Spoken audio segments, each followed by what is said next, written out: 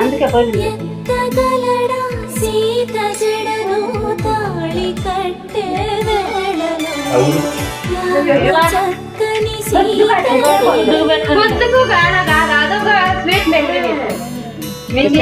సరే సరే మీరు గమ్మునన్న మీరు వాదిలాడుకోవద్దండి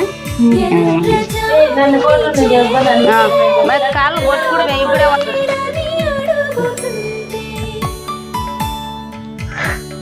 నేను ఫోటోలే తీయాల